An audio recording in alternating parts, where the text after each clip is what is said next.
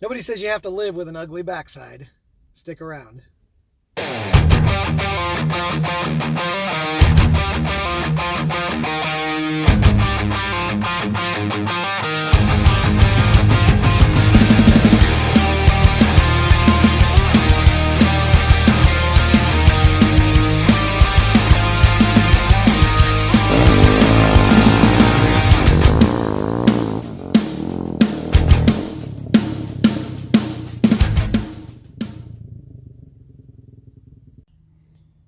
Okay, for today's video, we're going to be doing the tail tidy and replacing the rear fender.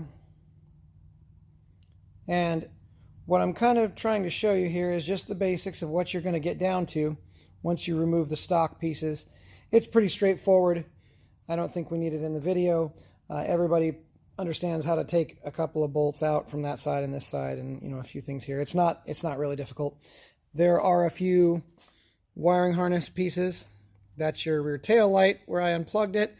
Then your left turn signal is here and the right turn signal is on the other side. And your tail light for the, I'm sorry, not tail light, but your license plate light plugs into this little white one. So we're going to get a little bit more moving along here, and we'll get started on this. Okay, so getting started here, underneath the tail section that you just removed, you're going to have these three fasteners here that secure the stock tail light, this big monstrosity, to the factory fender. So what you're going to do is you're going to want to watch this, because when you take these out, you'll see on the bolt, let me get this like this here so you can take a look at it. These little sleeves will be on the bolt. Basically, they fit inside this little rubber washer, almost like a vibration isolator, and then the bolt goes through that. So you're going to want to be careful not to lose those and keep all of your pieces together so that you can use them in the new fender. Okay, so once you've transferred the grommets into the holes there, I actually did the third one and I just realized there's only two, but we'll just leave it in there because this is the I believe it's the DR650 or DR200 tail light, but it's the low profile one that you can get from ProCycle. Looks a million times better than that big giant thing. So anyway, this pops in and you'll see up there at the front there's a catch. You'll drop that in, and then you'll close it up like that, and then we'll put the fasteners on the back side here. So give me a second and we'll get that done. Okay, so we've got the wires run through here. That's one part that I forgot to show you in the previous clip. There's a little boot that's on the wiring harness that comes with the tail light. You just kind of push it through. What I found was best is to grab it from this side and pull it until it pops into place. And I realized this is going to be an entrance point for water, so I'm going to fill that with some silicone, and that will keep any excess moisture from getting in there. It's not waterproof anyway, but I think just the less the better, and it'll keep dirt and stuff out of there too. So we'll get that done and then we'll move on. Okay, so the next step in this process, balance this here, is these two holes here. If you look on your stock piece, you'll see some clips that look like this. Okay, and that's basically the nut so that you can drive the screw down from the top underneath the seat area and get this thing clamped in place. So they slide on like that. Pretty straightforward. You just slide them into place, and then make sure the hole is lined up before you stick it all together, because that'll help keep you from fighting it. And then the next thing, we are going to place the fender into place. So we've got the fender in place now, and what you're going to want to be careful of when you're sticking it on here is you have to fit this underneath the factory frame here and underneath the plastic, and then there's a secondary layer of black plastic under here. You're going to go under that, and you have to flex these out to pop them over these. Now be careful, because this kind of plastic, I'm as I'm not sure if everybody's aware, but the plastic they use on motorcycles, if you go too far, you'll get white creases in it. So be careful not to, you can't just, manhandle it. You've got to be real gentle and get it over there. Otherwise, you might take that nice brand new Fender and put some ugly white marks in it that we don't want. So we've got that in place. We've got 3 mounting points. We've got one there, and then these 2 here that are for your hand grab rails, which that will come next. All right, so we're going to put the upper hole in first. It's a screw that looks like this. You will have taken that out of your stock Fender. Anytime you go into metal threads, we've got metal threads receiving on any of this, on all this stuff. If I can get this thing to focus here, doesn't seem to want to. There we go. Okay, so Loctite 242, the blue Loctite, any blue Loctite, even if it's not the Loctite brand, as long as it's blue, you're safe. That'll keep the stuff from falling out, and it won't hold so bad that you can't get it out if you need to. If you use red Loctite, there's a good chance it'll be in there permanently.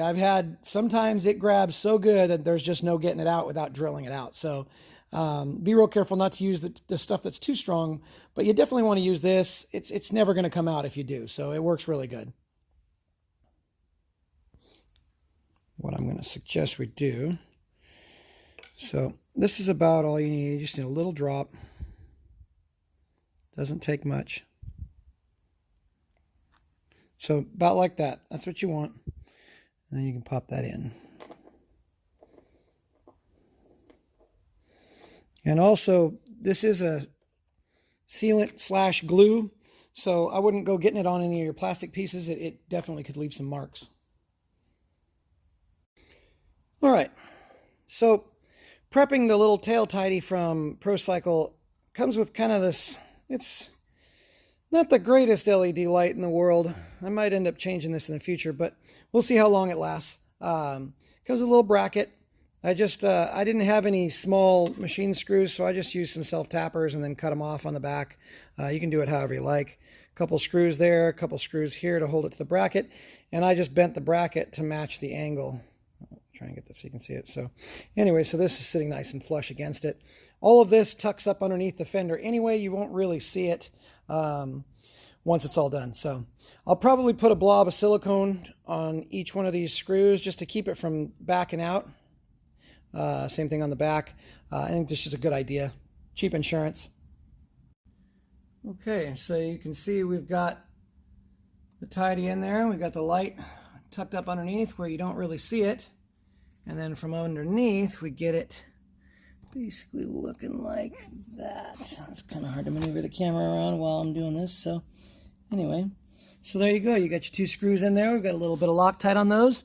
And you can run your wires. It's nice because they don't get pinched because they're little guys. We'll run them up and they're going to join in back here on that white connector that we talked about earlier. I will add some of the factory wiring harness to this. Probably just bring it up to here and cut this short. To be honest, I don't like how these are just all exposed. So we'll use the factory wiring harness from the stock light cable and connect this guy up, and we should have a license plate light. All right, so now we've got a little bit of wiring to do. We're going to take this section of the stock wiring harness that I cut off of the original license plate light, and we're going to graft this into the new wires, and that should work good for us. Now, one of the things I like to do, some people like solder connections. I'm not a huge fan of solder connections, to be honest, because they tend to make things brittle. I've had much better luck with watertight crimp connectors. You get a great kit like this from Amazon. I think this was like, I don't know, I think it was like $25 or something. I'll leave if I can find the link, I'll put it in the description. That's an excellent purchase. I mean, these things are, you see how many you get in there. And they're all real good. These are heat shrink. So after you crimp it, this little piece will heat shrink down. You heat it up with a lighter or a heat gun, and it will doesn't want to focus, and it will release some adhesive as well. So these are marine grade. They work really good. They keep water, keep corrosion down to a minimum. They're just excellent. I've never had one of these things fail me on any project I've ever done. So these have been really, really good to me so far. And I've used them for many, many years, not just this kit, but over the years, several other times. So they work really, really good for that.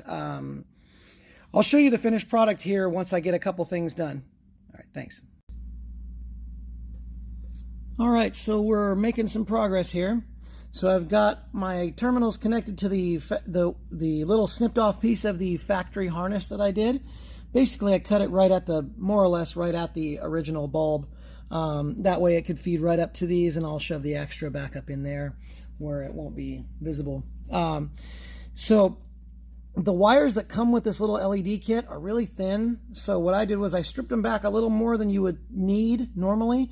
I went them back, well, I don't know, about a ½ an inch. And then I folded them over. I don't know if you can see that or not. If I can, I'll zoom in post-production. It's just too hard to lift the camera up and do all that stuff. But you should be able to see it. So basically just fold it in half to make it a little thicker. And then we can stick them in here. We'll crimp them, and we'll be right back. Okay, so we've got these crimped. I tested the light, so we're not going to have to redo this. It definitely works. We've got functional lighting. So I'm going to use my hairdryer here or a heat gun. A hairdryer will work, but it takes a long time. I prefer the heat guns. I mean, you can buy these little cheap ones at Harbor Freight. I've had this thing for years. I think it was like $8 with a coupon, so pretty hard to beat that. So let's shrink these guys down and you'll see how they work. Personally, I prefer this system over using a lighter. You can definitely use a lighter, but it tends to kind of burn them. It's a little too much heat. So if you do this, you want to hit them from both sides. You try not to melt anything around them, if you can help it. All right. So that's pretty much it. You want to kind of hold them straight while they're hot. Otherwise, you'll get a big curl in them. Give them a second to kind of cool down. That's pretty good. They're still hot, but they're not gooey anymore. So anyway, that's what you get. We'll pick it up so you can see a little bit. They're pretty handy dandy little things. If you've never used them before, they work really good. I don't know what my camera's doing, but there we go. Yeah, so you can see them. It shrank, and you'll see that you can see the glue coming out. They work really well. Again, they don't make the wire brittle like like soldering and heat shrinking does. So that's just my 2 cents. Okay, with a little bit of wiring and some bolting things on here, we've got lights. We don't have blinkers yet, but we've got tail light, brake light, and license plate light. And a much, much, much better looking tail section on this bike. It's drastically better than it was. So once we get all the blinkers and the rack and stuff on there, then we can do some exterior shots. Hope you guys enjoyed this. Just a little quick one. We got more coming soon. Thanks for watching. Okay, I was going to end the video, but I just couldn't leave it alone. So, I installed the B&B rack. Absolutely love it. It's gorgeous. It looks so good on the bike. I did something kind of cool. I wanted to have the handles. Some people take them off, but I like to have them on a big bike. Now, normally your blinkers would mount here. What I did was I cut the tabs off there and ground them nice and flush. And I found some spray can paint that matches the frame almost perfectly. So I'm going to give these a fresh coat of the factory looking gray. And that should pretty much finish it up. I quickly stuck in my little mini blinkers that I have for this thing. They turned out pretty good. They look nice. So with that, we'll call that pretty much done for this video. I'm going to finish up wiring them just like we did the tail light and stuff. We're going to just tap into the factory harness, use the piece off of the existing stuff so that we have the connector that comes with it from the factory. That way we're not messing with these cheap bullet connectors and stuff like that. We just crimp it and go for it just like we did on the other ones. And we'll have a nice completed tail section and we'll be ready for the next phase. Thanks for watching, guys.